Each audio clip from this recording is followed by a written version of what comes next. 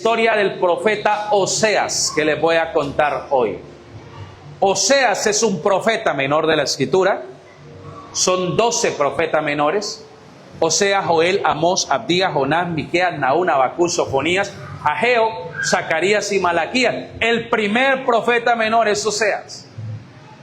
Y en Oseas capítulo 1, versículo 2, el Señor le da una indicación tremenda. O sea, ojo, no vaya a agarrar y decir, ay, ahora sí lo tengo que hacer yo. No. Esto se lo digo el Señor al profeta Oseas para darle una enseñanza. Por eso le digo, ojo con esta enseñanza. Entiéndala bien. ¿Qué le dijo el Señor a Oseas? En Oseas capítulo 1, versículo 2. Usted lo va a leer a la voz de 3. La iglesia. A la 1, a las 2 y a las 3. Lea, iglesia.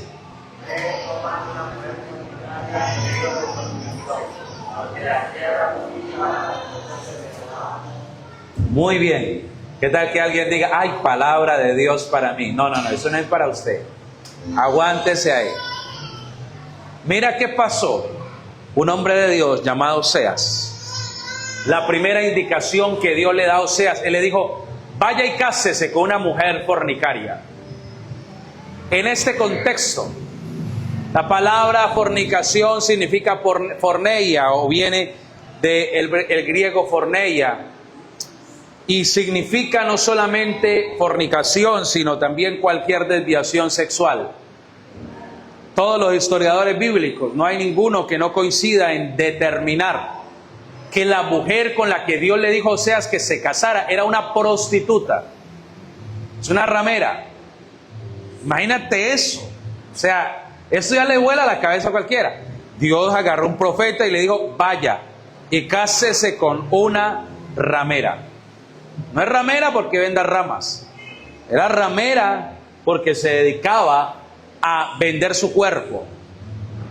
Cambiaba placer por dinero. Eso parece extraño. Eso parece complicado. Pero también le dijo, toma hijos de fornicación. O sea que ella ya tenía unos hijos. No nos dan los nombres de los hijos que ya tenía. Lea Oseas 1. Porque después el profeta Oseas se casa con ella. La limpia su nombre, su reputación. Ya no serás llamada más ramera. Ya no serás llamada más fornicaria, le dijo. A partir de ahora serás mi esposa. Tus hijos serán mis hijos. Ya no tendrás más necesidad de volver a vender tu cuerpo. Le dijo eso el profeta. Tuvo el primer hijo, se llamó Jezreel. Primer hijo, Jezreel. El segundo y el tercer hijo no dice que sea de él, curiosamente. La Biblia tú lo lees, no dice que sean hijos de él. Es una interpretación, pero son 3 hijos después del matrimonio. Ese es el capítulo 1 de Oseas. Usted lo va a leer en su casa y lo va a encontrar así como se lo estoy explicando. Pero en el capítulo 2, esta mujer llamada Gomer, resulta que Gomer dice, me iba bien cuando tenía otros amores. Me daban platica, tenía tierras, tenía ganado. Y ella empezó a añorar su vieja vida. Y dice la Biblia en el capítulo 2 de Oseas que ella volvió a buscar a sus antiguos amantes. Y volvió a acostarse con ellos a cambio de las dádivas que ellos le daban. Y la mujer, la esposa del profeta, volvió a prostituirse. Dejemos para después cómo sería la reputación del profeta. Dejemos para después cómo sería el testimonio del profeta, que afrenta a alguien predicando y la mujer con otro.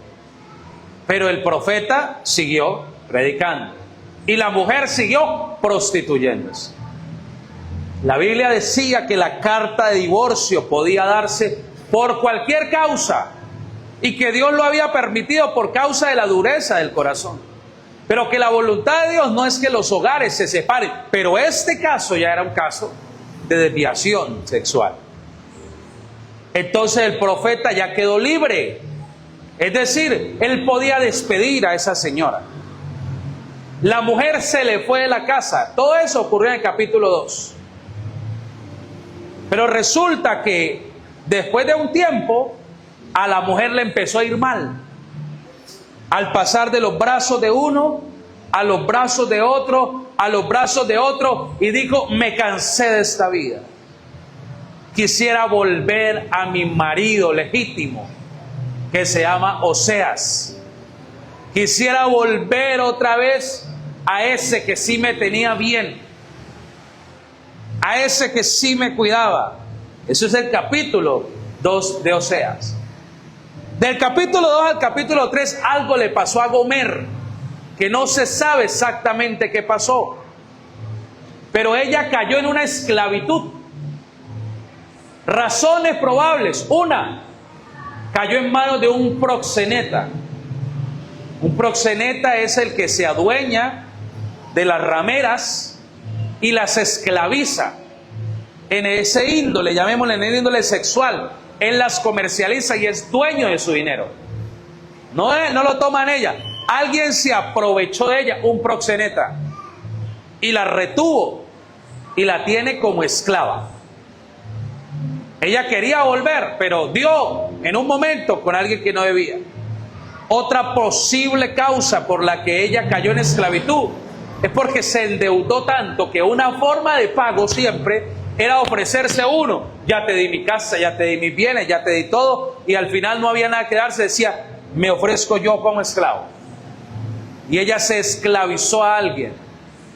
Pero en el capítulo 3, Dios le dice otra vez al profeta Oseas, lo llama: Oseas, Oseas, vuélvete otra vez a tu esposa Gomer.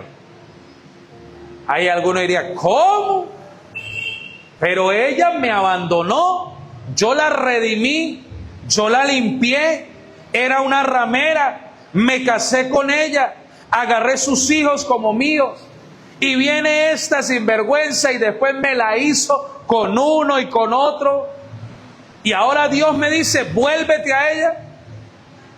Ojo, esto no es una apología a que alguien oiga y dice: vea, Dios es bueno, o sea que se puede ser infiel y Dios le dice que vuelva. Esto no es una apología a las infidelidades. Esto no es una apología tampoco a la prostitución. No, esto es una apología a la gracia de Dios, que te voy a explicar todo ello.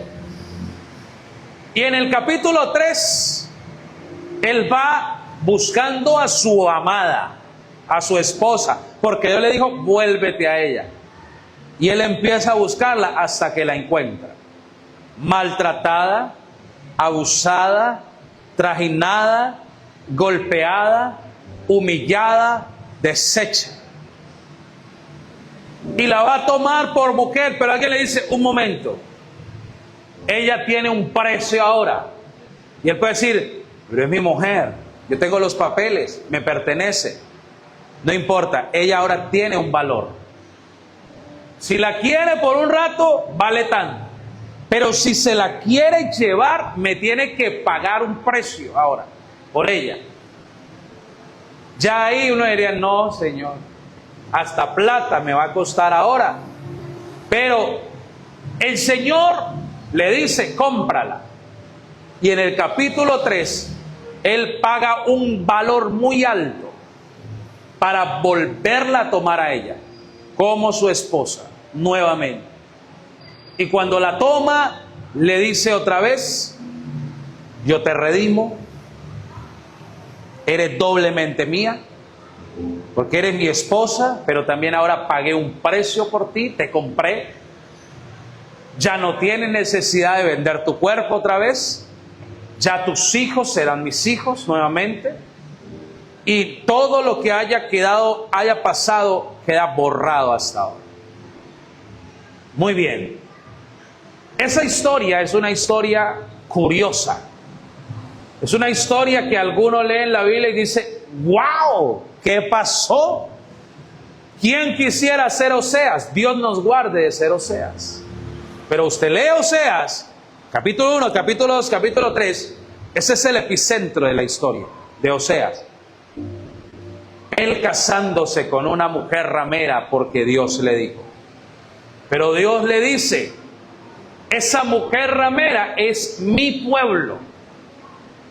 Lo hago, Oseas, si quiero que te cases con ella para mostrar que así como tú hiciste, Oseas, que tomaste a alguien sucio, lo redimiste, lo limpiaste, lavaste su nombre, limpiaste su reputación. Y después de que lo tomaste como algo tuyo propio y lo amaste, ellos te traicionaron, te fueron infieles. El Señor dice, así es mi pueblo conmigo. Así es Israel conmigo en el caso de la historia. Así es el pueblo conmigo. Lo guardé. Lo maravilloso que dice, Dios le dice a Israel, te llevaré al desierto para que en el desierto te enamores de mí. Y es allí donde el pueblo de Israel se vende a los ídolos, a Baal, a prostituciones, a otros dioses ajenos. Y ya el Señor puede desechar. Ya el Señor puede decir, hasta aquí, ya no más. Se me agotó la gente que se burló de Dios, asesinos, violadores, fornicarios, homicidas, borrachos, gente mala. Pero el Señor permite y les dice, vengan ahora y estemos a cuentas. Si sus pecados fueran rojos como el carmesí, vendrán a ser como blanca lana. Eso no es lógico. El amor de Dios no es lógico. La gracia de Dios no es lógica. Por eso se llama gracia, porque es favor inmerecido, que no merecía nada. Usted diría, ay, tremenda esa mujer. Así éramos nosotros. Así éramos antes. No merecíamos nada. Si Dios nos hubiera pagado conforme a lo que merecíamos, hace rato estuviéramos muertos. El amor de Dios es grande con nosotros y nos ha decidido perdonar. Por eso no es justo, no es lógico, pero Dios es misericordioso. El segundo aspecto de la historia es que el amor de Dios es un amor que persigue. Gomer se le escapó a este hombre y vuelve a su vida antigua. Ya sería suficiente. Hay dignidad, hay orgullo. Algunos disfrazan el orgullo con dignidad. Pero uno diría, la dignidad a un hombre no le dejaría que fuera y la buscara. Se fue, listo, se acabó. No quiere estar, la puerta está abierta. No hay ningún problema. Y más cuando hay infidelidades de por medio. Tantos casos que se ven hoy en día sobre las infidelidades, sobre las deslealtades entre parejas. Y este es uno de esos más casos. Pero Oseas, en el capítulo 3, versículo 2, pagó por ella. Incluso el precio que pagó por ella es la mitad del precio que al menos unos 800 años antes se pagó por Jesús. Y al menos 5 piezas menos de lo que pagaron por José. Ese era el valor de un esclavo. Por Cristo pagaron 30 piezas de plata. Por José pagaron 20 piezas de plata. Y en este caso, por esta mujer Gomer, pagaron 15 piezas de plata. Yo quiero que usted lo lea ahí, Oseas 3:2, a la voz de 3, a la 1, a las 2 y a las 3. ¿Cómo dice?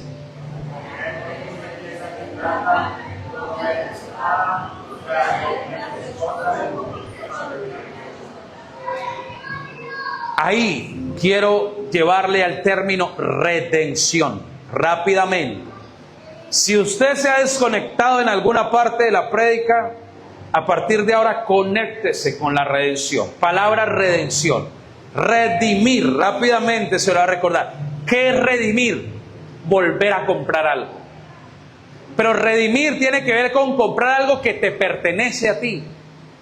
Pagar el precio de rescate por algo, eso es redimir. El término redención se usaba especialmente para los esclavos. Los esclavos necesitaban ser redimidos, que alguien pagara un precio de rescate. Te voy a contar muchas historias sobre redimir. Hace más o menos unos 15 años tenía una cartera. En la cartera tenía como 100,000 pesos. Y ni sé en qué precaución, pero la tuve en un momento de precaución. Se me ocurrió dejar una nota que decía: si esta cartera se llegue a perder, por favor llamar a este número. ¿Y de qué? Mi número de teléfono. Curiosamente, sí, un día la cartera se perdió. La cartera es mía, era mía, pero se perdió. Como a los 3 días me llamó una persona: por favor, el señor Eder Arias. Sí, señor, con él habla. Ah, mire, señor Eder, lo que pasa es que me encontré una cartera. Yo, ay, gracias a Dios, ahí tenía 100,000 pesos. Me dijeron, no, no había nada. Solo unos papeles, una cédula, había una libreta militar. Eso estaba ahí guardado. Ok, bueno, muchas gracias. Dígame dónde paso y la recojo. Me dijo, sí, recójala, pero trae 100,000 pesitos de recompensa para podérsela entregar. Yo lo pensé, pero tenía que hacerlo. Nada más la libreta costaba como 300,000 pesos el duplicado. Y el trámite de la cédula y demás. Tenía que pagar. No debería haberlo hecho porque era mía. Esos papeles no le servían a nadie más. Pero por alguna razón yo tuve que volver a pagar por algo que a mí ya me pertenecía por derecho. Y efectivamente fui, llevé los 100,000. Ay, uno se tiene que mostrar tan agradecido, pero uno está pagando un rescate. Y recuperé mis papeles. Eso es redimir, pagar el precio del rescate. Si un hijo suyo cayera bajo fianza y dijeran su hijo hizo unos estragos en la calle, lo tenemos aquí, la policía lo tiene. Hay varias opciones. La primera opción, él tiene que pagar 12 meses de cárcel. Pero la segunda opción es que él debe pagar 2 millones de pesos y queda libre bajo fianza. Es más fácil conseguir los 2 millones de pesos. Voy, saco la plata de donde sea, pago el rescate por el hijo, por el hermano, por el papá, por el que sea, y saco amigo. No debería pagar porque por derecho me pertenece, tiene mi sangre, es mío, pero por alguna condición desfavorable tuve que pagar. Eso se llama redimir, pagar un precio de rescate. Otro ejemplo. Tengo un anillo, es por poner un ejemplo, que valga 2 millones de pesos. Me vi en necesidad. Y dije, oiga, necesito 300,000 pesos. Y me dice 300 para 500 y me deja el anillo. Yo no quisiera, pero tengo la necesidad. Ok, dejo mi anillo de 2 millones de pesos, me dan 300,000 pesos. Tengo que pagar un precio adicional a los 300, que son 200,000 más, que son 500. Pero él me dice, le doy 8 días. Si ese día, a esta hora, no ha llegado usted con la plata completa, pierde su anillo. El anillo es mío, yo tengo los papeles de que los compré, me pertenece, pero por una condición desfavorable lo estoy perdiendo. Si yo voy y llevo la plata porque buen negocio, no voy a dejar perder 2 millones por 500, yo voy y recupero y pago un precio. Eso se llama redimir. ¿Estamos entendiendo, iglesia, qué es redimir? 3 nomás. Bueno, gloria a Dios por los 3 que entienden. Voy a seguir explicando para que los demás entiendan. Voy en mi moto, sin casco, sin SOA, sin gases, hasta en gasolina, llevado en la moto. Me encontré con tránsito. Dios mío, apareció tránsito. Un momento, por favor. Papeles de la moto, no tengo. SOA, no tengo. Gases, no tengo. Licencia, no tengo. ¿Qué tiene? Ni plata para ofrecerle, no tengo nada. Ok, ¿qué va a pasar con su moto? Se la tengo que quitar. Se va para el patio. Tiene que pagar parqueadero, tiene que pagar grúa y tiene que pagar la multa. Ok. Ahora bien, La moto sigue siendo tuya, o sea, sí es tuya, pero ahora está en el patio. Si quieres ir a sacarla, tienes que pagar un precio de rescate. Pagar ese precio se llama ¿cómo? Redimir. Pagar un precio de rescate por algo que te pertenece. Redimir. Si la multa vale 1.000.000 y la moto vale 500, deje perder eso, varón. Pero si la moto vale, hay que buscar la platica y hay que sacar la moto o el carro o lo que sea. Eso es redimir, pagar un precio. En la Biblia los esclavos se redimían. Cada 7 años había libertad de esclavos. Cada 7 años había libertad de esclavos. Porque cada 7 jubileos también había libertad absoluta para todos. Pero había gente que se endeudaba y se vendía como esclavo. Y entonces, por ejemplo, en una condición desfavorable, el hijo salió libre, pero el padre quedó esclavo. El hijo podría ir y reunir el dinero del rescate y pagar. ¿Cuánto vale mi papá? Vale tanto. Pago el dinero del rescate y lo redimo. Es mío. Tengo los papeles. Me pertenece. Es como una casa que tú puedes llegar a perder por causa de un embargo. Ya cuando dicen secuestre, el término jurídico es secuestre. Secuestre es ya jurídicamente no es suya.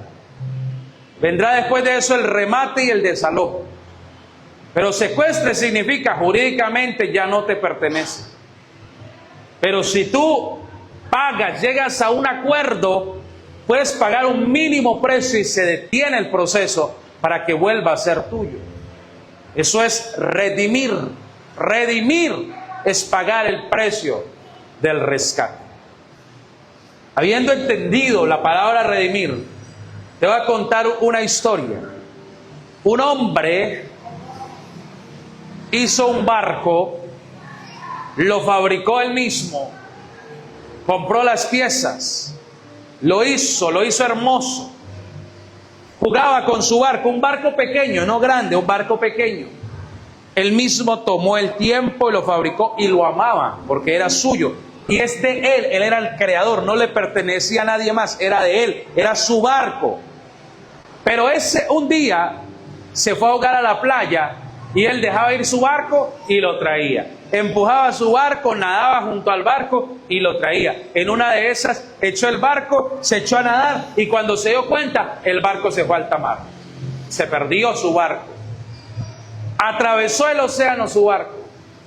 Llegó al otro lado del mundo el barco. El hombre lloró por su barco, pero perdió su barco. ¿Qué más? Ya se perdió. Lloró, se lamentó y dijo, listo, no hay nada que hacer. Tenía un valor sentimental grande para él. Un día o unos años después, el hombre viajó al otro lado del mundo a visitar, a conocer sus países. Cuando llegó a una casa de reliquias, de souvenirs, de cosas, él encontró un barco y dijo, ese barco es mío. Lo encontró en la casa de reliquias. Digo, Señor, mire, qué pena, hágame el favor y me baja ese barquito. Es que ese barquito es mío. Pero el Señor que vendía se echó a reír y le dijo, sí, Señor. Sí, esa historia me la han contado muchas veces, sí, Señor. Dijo, no, de verdad, ese barco es mío. Yo tengo incluso facturas de cuando compré la madera. Tiene un valor sentimental muy grande. Ese barco a mí me pertenece. Pero el hombre le dijo, qué pena, aquí esta es una casa donde se venden reliquias, cosas, se sabe que este barco viene del otro lado del mundo por los materiales, por unas cosas que se observan en él, pero no le puedo entregar el barco. Puede ser muy suyo, pero vale $500. Él no debería tener que pagar por el barco que le pertenece, porque es de él, él lo hizo, pero su barco llegó a un lugar desfavorable. El hombre tuvo que sacar la plata, pagar los $500 y después recuperar su barco. Pero mira esta historia. Cuando él tenía el barco en sus manos, él dijo, barco, lo agarró, lo abrazó y hasta lo besó y le dijo, eres doblemente mío, 2 veces mío. Primero, porque yo te hice. Y segundo, porque yo te compré. Dos cosas hizo con él. Lo hizo y lo compró. Esa es la historia de Dios con nosotros. Nosotros somos ese barco. El Señor nos hizo a nosotros. Pero también el Señor pagó un precio de la redención. Y eso es lo que hizo Oseas. Su esposa ahora es doblemente de él. ¿Por qué? Porque él se casó con ella, pero también él la compró ahora. Y ahora le pertenece. El tercer aspecto de esta historia que te quiero contar es que el amor debe transformar. Un amor que transforma. Oseas no solo recuperó a su esposa Gomer, sino también la restauró como su esposa. Feo sería que ahora Oseas tomara una reacción y dijera: ahora es mi esclava, y a partir de ahora le voy a recordar, la voy a tener cortica y la voy a recordar de dónde la saqué. Pero Dios no es así con nosotros. El Señor perdona y olvida. Dice la palabra que Él nuestros pecados los arrojó. ¿Alguien recuerda dónde arrojó el Señor nuestros pecados? Al fondo de la mar, dice la palabra. Y nunca más, dice Dios, me acordaré de ellos. Eso es una gran noticia para nosotros. Y por eso, iglesia, a ti te digo, esto es para los amigos, esto es para las visitas. No importa lo que hayas hecho. No importa qué tanto te hayas revolcado en la cochiza, en el pecado. Todos aquellos que hayan tenido una relación con Dios y por un momento se hayan desenfocado, de manera que Satanás les haya ganado terreno y hasta les haya hecho volver a su vieja vida. Hoy es día, amigo que me escucha, de volver a la casa del Padre. El Padre no te juzga, el Padre no te maltrata, el Padre no te avergüenza. Todo lo contrario, el Padre corre a tu encuentro, te abraza, te rescata, pone allí anillo en tu dedo, pone calzado nuevo en tus pies, pone vestido nuevo y hace una fiesta en los cielos, porque dice la palabra que hay fiesta en los cielos cuando un pecador se arrepiente. Eso es lo que Dios ha preparado para ti. Y hay varias enseñanzas de esta historia. Todos somos Gomer. Traicionamos, nos escapamos, nos vendimos al pecado. Pero hay un Oseas celestial. Es nuestro Señor Jesucristo, que pagó el precio de sangre y nos dijo: eres mía. Yo te redimí. Te puse mi nombre. Aunque tus enamorados te hayan abandonado, dijo el Señor, yo nunca me olvidaré de ti. Y el Señor llama con lazos de amor a todo aquel que se haya ido, para que vuelva a casa, para que regrese otra vez a la casa del Padre. Dios no solo te rescata del lodo, Él te hace sentar en la silla de los príncipes. Esa es la historia de José. José pasó del calabozo al trono. Esa es la historia del Salmo 103, en el versículo 3 y 4. Él es el que rescata del hoyo tu vida y luego te corona de favores y de misericordias.